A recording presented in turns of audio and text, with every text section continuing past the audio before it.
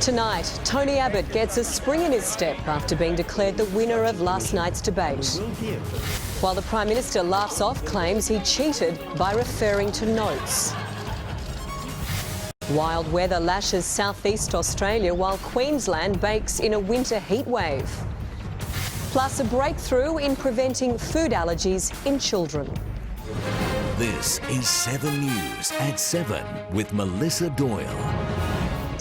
Good evening. What a difference one debate can make, with Tony Abbott getting an extra bounce in his step today. 7 News viewers and many experts declared the Liberal leader the winner in his showdown against Kevin Rudd last night, with the Prime Minister today laughing off claims he broke the debate rules by referring to his notes.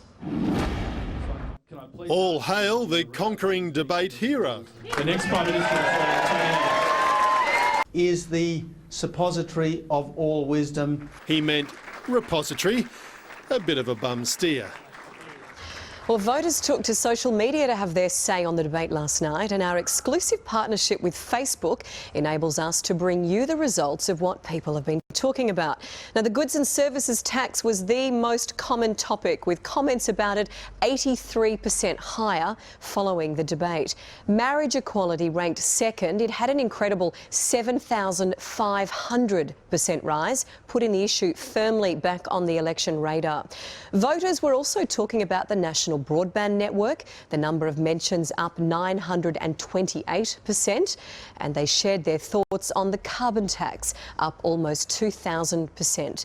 Aged care rounded out the top 5 issues with a 1,500% increase after it was put back on the agenda last night. So overall, Kevin Rudd was talked about the most on Facebook last week, but Tony Abbott had a bigger rise in the number of people who have been talking about him. So let's go live now to political editor Mark Riley, who is following Tony Abbott in Melbourne. Mark, it's his first time there during this campaign. Hey, looking at the pictures today, it clearly worked for him. G'day, Mel. Yeah, they did look good for Tony Abbott, but it wouldn't it? I mean, he was walking into a Liberal campaign office full of Liberal supporters in Liberal shirts, so if you can't get smiles and claps and backslapping there, you're not trying. Look, I really hope that we will, and I think after last night, I think we will, Mel. I just think that's the end of the road for this tired old format. It really is dull, deathly dull. I mean, I know people are talking about it on Facebook, which is a great thing because that's that's modern political discourse, and that's what we need to do. We need to engage people on new platforms, not standing behind podiums and speeches at 10 paces, on the new platforms, on Facebook and other social media, and to get to ask the leaders questions that pertain to their existence, the things that they want to know about. This is an election of the people. The people will decide. They've got a right to ask the questions as well, Mel. Yeah, and we want to see them as people. Look, you're with Tony Abbott, so I'll let you put that to him. Ask him for us if we can have a real humdinger debate. We'd like that. Mark Riley, good to talk to you as always. Thanks, Mel. Well, Kevin Rudd has just made it back into Queensland tonight. Alex Hart has been with him in Mackay. Alex, what's he up to? Kevin Rudd simply must do well in his home state of Queensland, but not just in Brisbane and the heavily populated southeast region of the state. There are plenty of seats up for grabs as well in outback Queensland. Tonight he's campaigning in Mackay in the seat of Dawson, a marginal coalition seat. Then later on he's off to Townsville in the seat of Herbert, also another coalition marginal. In addition to that, there's Leichhardt, which centres on Cairns, and also Flynn, which centres on Gladstone, that Labor lost in 2010 but are desperate to win back. Labor also must hold on to the seat of Capricornia. It won't be easy though. The local Labor member, Kirsten Livermore, is retiring, and she is quite a popular figure. Despite the fact Kevin Rudd is behind at the moment in the polls, don't expect him to alter his strategy all that much just yet. We can expect that he will campaign strongly while he's here, on the record of the state Liberal National Premier Campbell Newman, warning that the tough cuts that have been made at a state level are a sign of things to come under Tony Abbott. Thank you, Alex Hart, and the Mackay fruit bats you could hear in the background, certainly a lot of them. Now, this is our perfect lead into Deputy Liberal leader Julie Bibb, who joins me now live from Melbourne this evening. Julie, hi, nice to see you. Good evening, Mel. A lot of talk last night, this GST scare campaign. Has it given the coalition a bit of a problem? No, not at all. This is just another Labor lie. There is no change to the GST. It's not our policy. And Labor should focus on their own record over the last 6 years. And quite frankly, I think the Australian people can see that we can't afford another 3 years like the last 3 years. So no one's walking away thinking where there's, smoke, there's fire, a little suspicious? No, we've said straight out that there is no change to the GST. It's not our policy. We're not taking it to this election. Okay. And we know that, so many people have died. 1,000 people that we know of have died since Kevin Rudd changed the laws and weakened our border protection position. So we have to stop the boats and stop people coming on this journey, and it is deeply worrying that we've now found that people are coming into northern Queensland.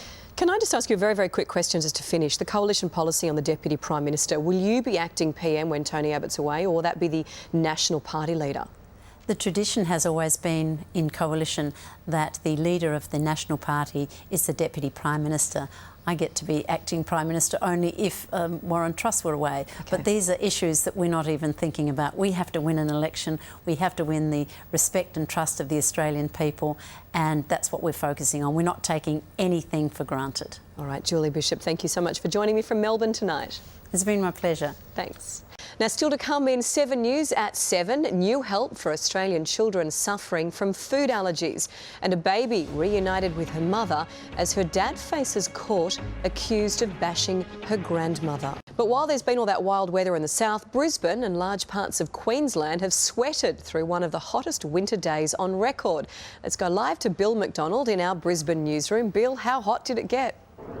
Mel, it was very nice up here today. Got to 28 degrees in Brisbane. That's the warmest day in 4 years, would you believe? The sudden burst of spring in winter saw plenty of people, as you'd expect, flock to the beaches, but it also prompted warnings from firefighters. Now, some amazing footage there, and they're just some of the stories happening up in Queensland today, Mel. Great. Those pictures are stunning. Thanks, Bill. Gorgeous. Pleasure. Talk to you soon.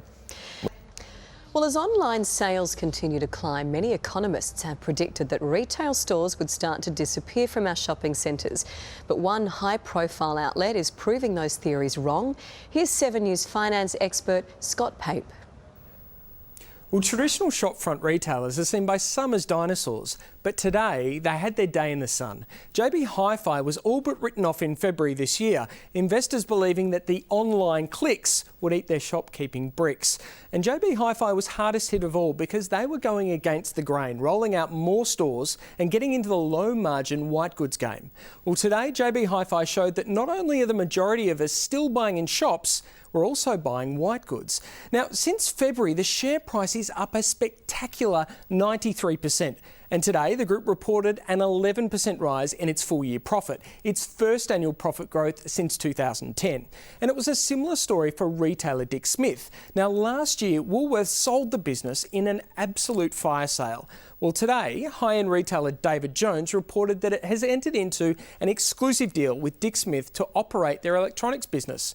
Now, it's a strange retailing marriage until you dig a little deeper and see that DJ's is really just selling a little patch of its retail real estate, both in-store and online. So good news for traditional stores, but online sales are growing. In April, traditional retail sales have climbed 2.4%, while online sales have climbed 24%.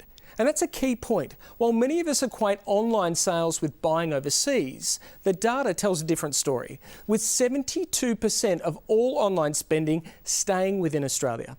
Let's take a look at the markets, and the Australian share market has closed the day up. The ASX 200 was up 54 points. JB Hi-Fi, as we said, was up 60 cents. Newcrest Mining was up 91 cents. The company came out with a $5.8 billion loss and still rallied 8% on a higher gold price. But not a great day for the banks. Commonwealth Bank was down 19 cents, Westpac gave up 20 cents, and the NAB dropped 14 cents. And the Australian dollar this afternoon is buying 92 US cents, 88 yen, and $1.14 New Zealand. Thank you very much, Scott.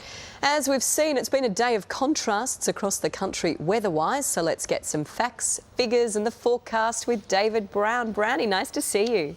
Likewise, Mel, and good evening. Well, it has been a turbulent spring day right across the southeast corner of the nation, given that it's still winter, with those gusty winds pushing as far north as Newcastle in New South Wales this afternoon. In Melbourne, there are still thousands of homes in the outer eastern suburbs that are still without power, while in Queensland, well, the warm and sunny weather rolls on. That's the latest weather, Mel. We'll have more details, well, tomorrow, I guess. That'd be great. Thank you very much. Quite a mixed bag. All right, see you same time, same place. And that is 7 News at 7 for this Monday. I'm Melissa Doyle. I'll see you tomorrow night. Good night.